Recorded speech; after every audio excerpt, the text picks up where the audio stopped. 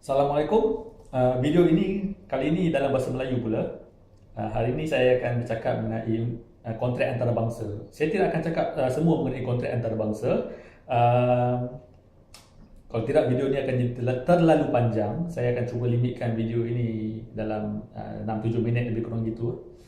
Okey, perkara yang ingin saya katakan mengenai kontrak antarabangsa hari ini adalah undang-undang manakah yang akan mengawal selia kontrak anda itu. Okey, sebagai contoh, anda adalah sebuah syarikat ataupun individu peniaga lah dari Malaysia berkontrak dengan sebuah syarikat ataupun peniaga dari Indonesia untuk membuat satu projek di Singapura, okey, di Singapura. Uh, Anda dan partner anda itu boleh memilih untuk menggunakan undang-undang Malaysia dan juga boleh memilih untuk menggunakan undang-undang Indonesia ataupun undang-undang Singapura ataupun undang-undang US, undang-undang Filipin, tak ada masalah. Tapi mesti di decide di dalam agreement anda tu undang-undang manakah yang akan digunakan. Satu undang-undang saja.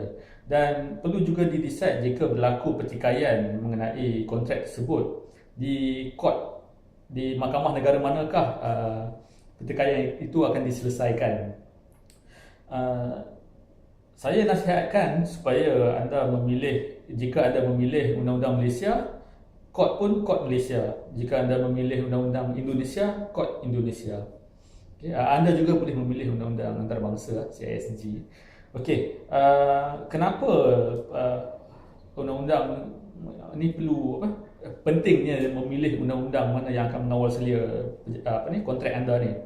Sebenarnya setiap negara mempunyai undang-undang kontrak yang berbeza, yang ada mungkin perbezaan. Ni tambahan pula kita ada konsep ataupun negara-negara seperti Malaysia, Singapura, Australia, Canada, India mengamalkan tradisi undang-undang common law. So negara macam Indonesia, Thailand, Filipina, Germany, Italy, France mengamalkan tradisi civil law. So sebenarnya agak berbeza sebenarnya kedua-dua tradisi ini. Saya akan bagi contoh lah sedikit. Contoh yang boleh saya fikirkan. Okey. Contoh yang pertama, jika katakanlah saya mempunyai kontrak dengan anda untuk membuat sebuah rumah, untuk adik anda. Okey, saya kontrak dengan anda, anda akan bayar saya sebagai kontraktor untuk buat rumah adik anda. Okey, katakanlah saya tidak dapat menjalankan obligasi saya tu, tak dapat selesaikan rumah tersebut. Jika di Malaysia hanya anda sahaja yang boleh sue saya, adik anda tidak boleh. Tetapi di negara-negara yang mengamalkan civil law, contohnya mungkin France, okey, Indonesia, adik anda boleh sue saya. Okey, di Malaysia dia tidak boleh. Okey, jika menggunakan undang-undang Malaysia lah, dia tidak boleh. Contoh yang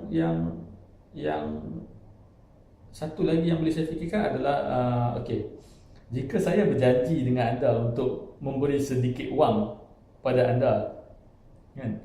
Anda kata saya mungkir janji, anda tidak boleh mengambil tindakan kepada saya kerana saya berjanji untuk memberikan wang tapi tidak ada balasan di situ.